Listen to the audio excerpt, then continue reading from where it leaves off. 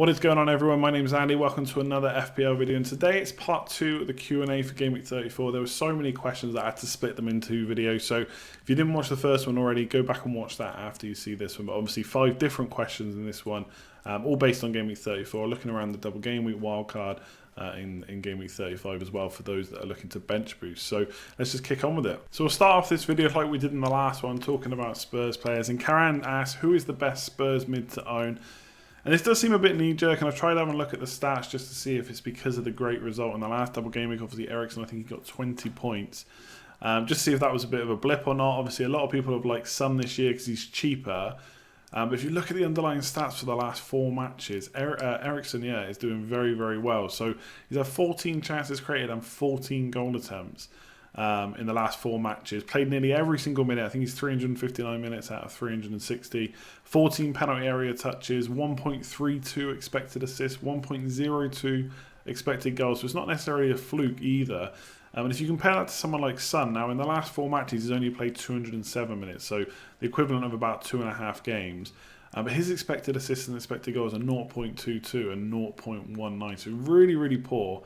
And the other thing, there probably is more chance of rotation. I think Eriksen's played every game for a while now, and arguably is one of Spurs' most important player, if not the most important, maybe behind Harry Kane. But he's obviously the man that makes everything tick. Now, Son is a great player and he's done really well this year, but I'm not sure, even for the money saved, if he's a better option than Eriksen at this point. Especially when you look at his underlying stats and the chance he might get rotated. Lucas Moura could come in. If Lamela can get fit, he could take minutes away as well. And it's not very often that Son gets to 90 minutes. So I must admit, he was one of the first names on my team sheet. But I'm now looking at how I can find the money to get Eriksen instead, because I'm just too worried that Son's going to get rotated. And obviously the double game week is Man City away and Brighton at home. So it's not the best anyway with that Man City fixture. But their fixtures outside of that are really good. Huddersfield at home, West Ham at home, Bournemouth away and Everton at home. So I want my players to be playing in those matches. So right now, if I'm just picking one midfielder, it has to be Eriksen. Even Alli has looked slightly better than Son, although has played for more minutes in the last 4.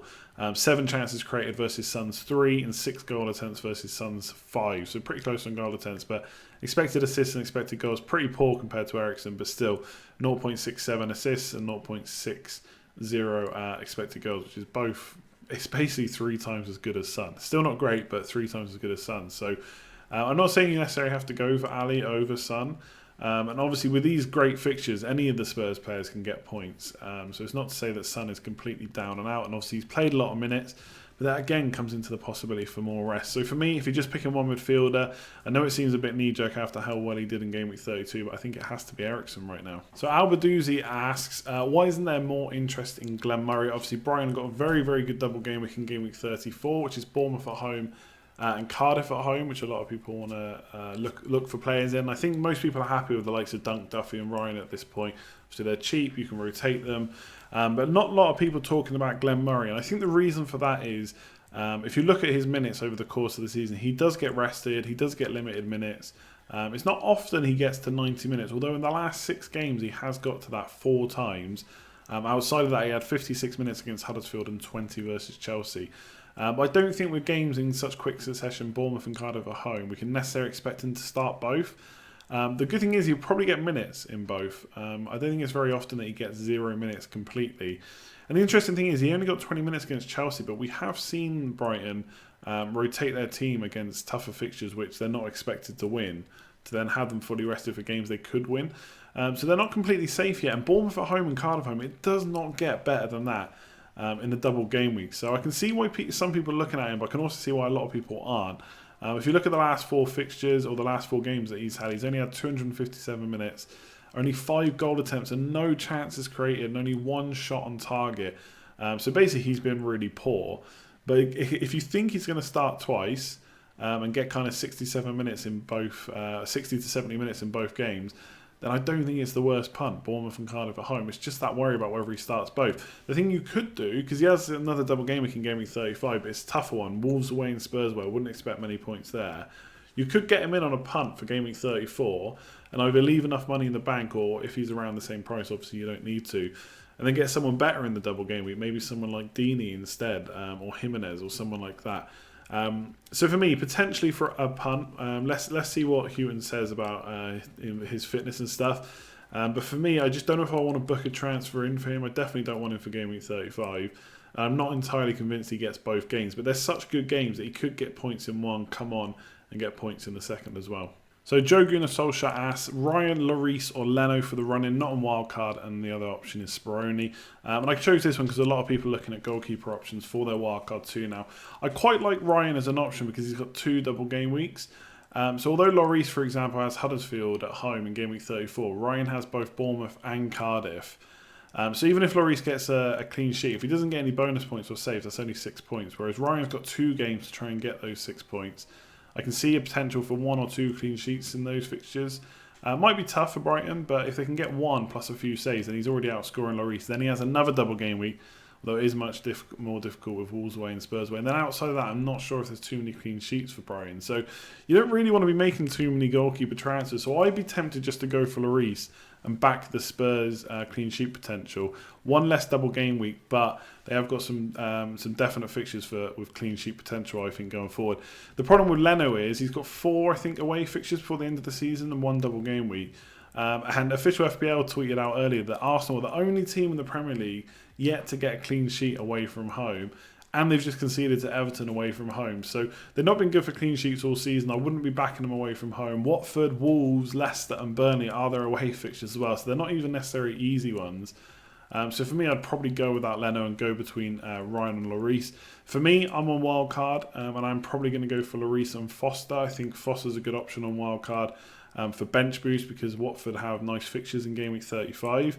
But for Joe in particular, I think I'll probably side with Lloris, but I think you can definitely make an argument for Ryan too. So this question gets asked every time there's a wildcard and a double game week around. For a notorious nerd, are any single game weeks worth considering?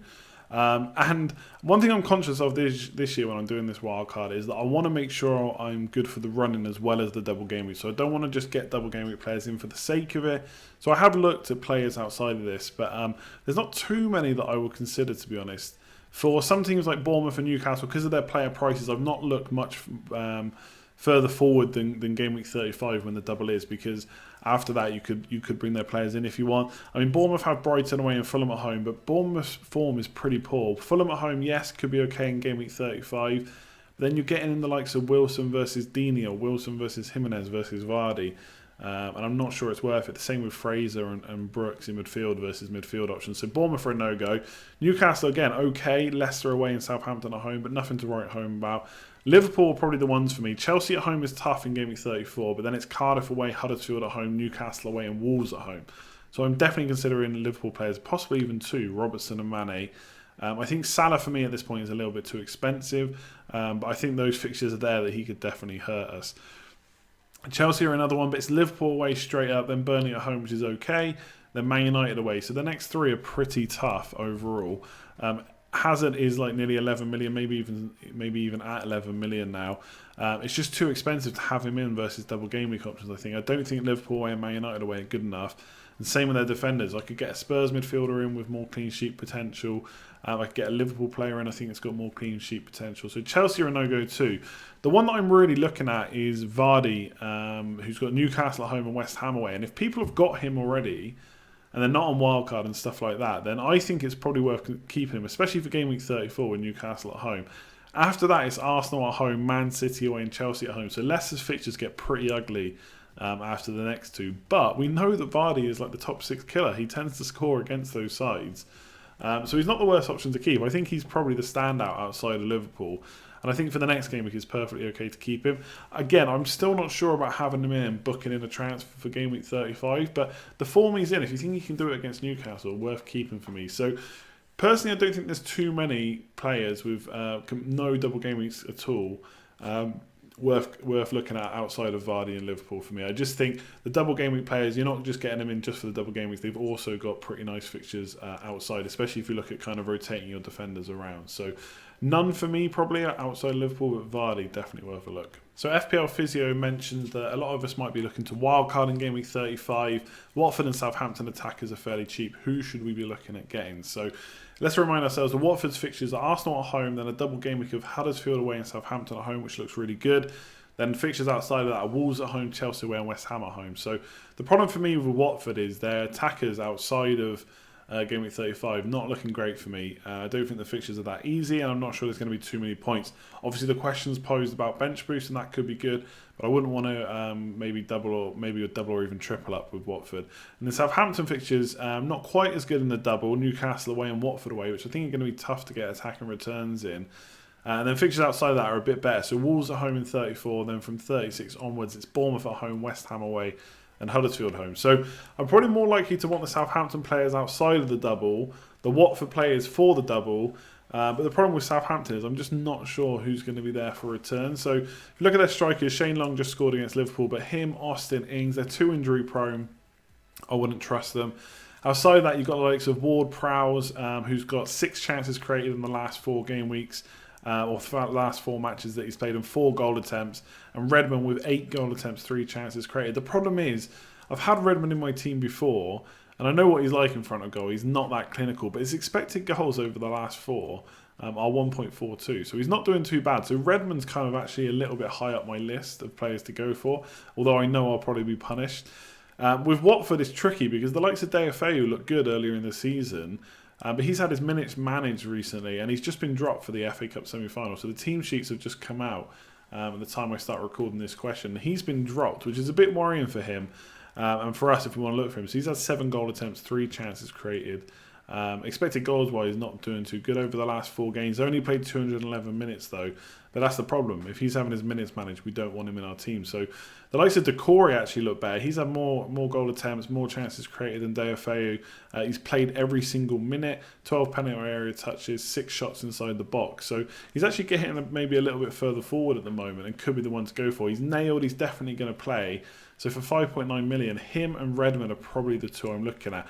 In terms of strikers, like I say, Southampton are a no-go for me. Deeney could be an option, similar stats to Deulofeu, Decore even. So he could be one to look for, but even he has only played 294 minutes out of the 4. So he doesn't necessarily get to 90 minutes every time, although he does play the majority. So for me, I'd be looking at Deeney or Decore from Watford. So 1 midfielder, 1 striker potentially, and then for Southampton I think it's got to be Redmond or Ward-Prowse. Ward-Prowse maybe not shooting as much, but he is on set pieces and he's very good at set pieces as well. So it could be an option for me, and he's cheaper. He's only 5.1 million. So they'd be the 4 I'd be looking at, but I don't think I'd be doubling up on any of them. So that's it for this video. Thanks very much for watching. As always, leave a like if you enjoyed it. It'd be much appreciated. It helps out the channel a lot. And leave a comment below if you've got anything to say about what I said, thoughts, feedback, any further questions. That'd be good to know. Obviously, there's a lot to talk about, especially for those wildcarding Game Week 34. If you've not got your wildcard, I appreciate you're probably sick of talking about it. But obviously, it's an important time for those of us that do. So, yeah, like, comment, share the video, subscribe if you're new around here, and I will catch you next time. Cheers all.